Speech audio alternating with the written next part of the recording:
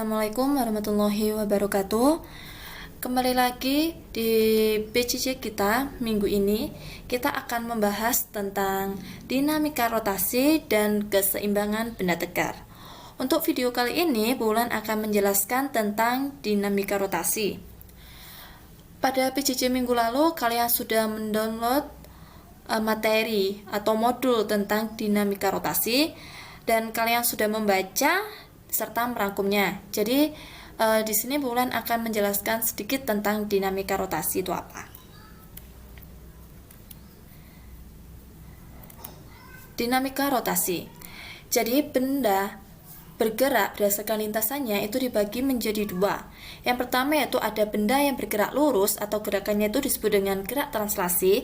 Ada yang kedua yaitu ada benda yang bergerak pada lintasan melingkar atau gerakannya itu disebut dengan gerak rotasi atau gerak melingkar. Pada benda yang bergerak lurus atau translasi, itu benda dapat menerima gaya. Kalau pada benda yang berotasi atau bergerak secara melingkar, gaya yang dapat mempengaruhi itu disebut dengan momen gaya atau torsi. Pada dinamika rotasi ada 3 besaran yang akan kita bahas. Yang pertama yaitu momen gaya atau torsi, yang kedua yaitu momen inersia, dan yang ketiga yaitu momentum sudut. Yang pertama, momen gaya, yaitu gaya yang dapat menyebabkan benda itu dapat bergerak secara melingkar atau berputar. Itu disebut dengan momen gaya atau torsi. Momen gaya itu bisa bernilai positif dan bisa bernilai negatif. Berarti kalau momen gaya itu bernilai positif jika benda itu berputar searah dengan jarum jam. Kalau bernilai negatif jika benda itu berputar berlawanan dengan arah jarum jam. Ini rumusnya momen gaya. Ada 2. Yang pertama yaitu jika gayanya itu tegak lurus atau membentuk sudut 90 derajat dengan lengan gaya. Bisa kalian lihat rumus di sebelah kiri, bahwa rumusnya itu tau atau torsi itu sama dengan R dikali F, di mana R itu merupakan lengan gaya, satuannya meter, dan F itu merupakan gaya yang mempengaruhi, satuannya Newton.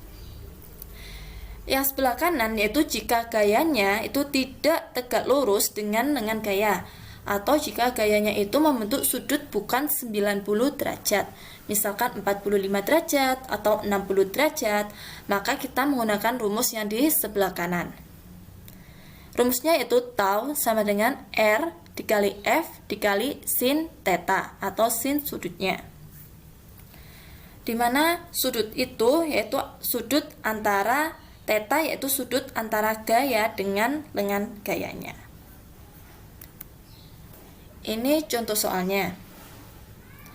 Ini contoh soal untuk momen gaya jika antara gaya dan lengan gayanya itu tidak tegak lurus, yaitu ini sudutnya bukan 90 derajat, yaitu 60 derajat, berarti kita pakai rumus yang di sebelah kanan.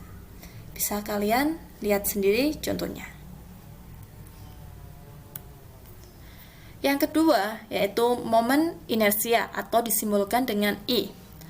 Momen inersia yaitu kelembaban suatu benda untuk berputar pada porosnya, atau juga dapat dikatakan bahwa momen inersia itu merupakan tingkat atau ukuran kesukaran benda itu dapat berputar atau bergerak melingkar.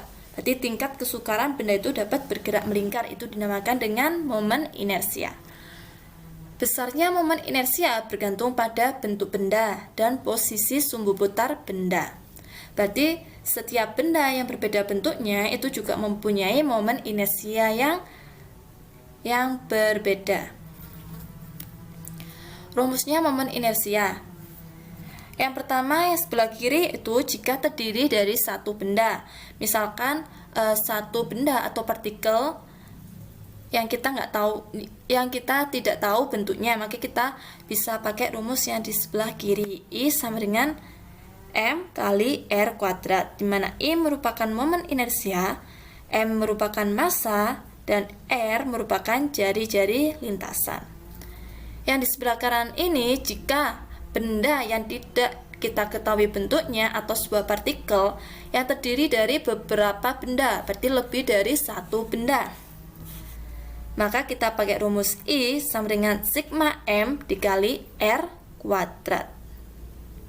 Atau bisa dijabarkan seperti rumus yang di bawah ini. Ini rumus momen inersia untuk suatu benda atau partikel yang kita tidak tahu bentuk bendanya. Bagaimana rumus momen inersia jika kita tahu bentuk bendanya? Ini ada beberapa tabel rumus momen inersia untuk beberapa benda. Misalkan untuk batang silinder, rumusnya yaitu I sama dengan setengah M kali L kuadrat. L ini merupakan lengan gayanya. Ada batang silinder porosnya melalui ujung, kemudian ada silinder berongga, ada silinder pecel atau cakram, kemudian ada bola pecel, dan lain sebagainya. Ini rumus momen inersia untuk benda-benda yang sudah diketahui bentuknya. Berarti kita pakai yang di dalam tabel ini. Ini contoh yang pertama ini jika kita tidak tahu bentuk bendanya dan bendanya cuma ada satu, berarti kita pakai rumus I sama dengan M kali R kuadrat. Bisa kalian pelajari sendiri contoh soalnya. Ini yang kedua, jika bendanya sudah diketahui bentuknya, yaitu berupa bola pecel. Berarti kita lihat dalam tabel tadi, bola pecel rumusnya yaitu 2/5 dikali M dikali R kuadrat. Berarti kita pakai rumus yang ini, bukan pakai rumus I sama dengan MR kuadrat. Berarti kita pakai rumus khusus untuk bola pecel. Dan besaran yang ketiga yaitu momentum sudut atau disimbolkan dengan L. Momentum sudut adalah ukuran kesukaran benda untuk mengubah arah gerak benda.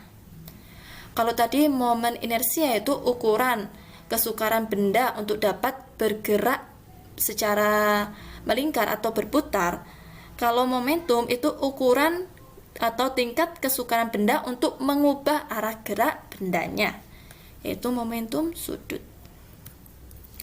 Rumusnya momentum sudut, L sama dengan I dikali omega, di mana L itu merupakan momentum sudut, I besar merupakan momen inersia, dan omega merupakan kecepatan sudutnya. Jika momen inersianya belum diketahui, maka kita bisa pakai rumus yang di bawah ini. L sama dengan M kali V kali R, di mana M merupakan massa benda, V merupakan kecepatan liniernya atau kecepatan benda saat bergerak lurus, bukan bergerak melingkar. R itu merupakan jari-jari bendanya. Ini contoh soalnya. Contoh soalnya jika momen inersianya sudah diketahui, berarti kita bisa pakai rumus L sama dengan I kali omega. Berarti tinggal dikalikan saja. Bagaimana? Mudah kan? Yes. Sekarang kalian kerjakan 3 soal saja latihan soal ini. Yang pertama yaitu tentang momen gaya atau torsi jika sudutnya tidak 90 derajat. Kemudian yang kedua yaitu rumusnya momen inersia jika bendanya berupa silinder pecel. Dan yang ketiga yaitu menentukan momentum sudut jika momen inersinya belum diketahui. 3 ini aja tugas kalian kerjakan dengan sungguh-sungguh. Bulan harap kalian dapat memahami materinya dan bisa mengerjakan soalnya. Sekian pertemuan PJJ kita di materi pertama pada semester genap. Semoga dapat bermanfaat bagi kalian. Bulan akhiri, wassalamualaikum warahmatullahi wabarakatuh.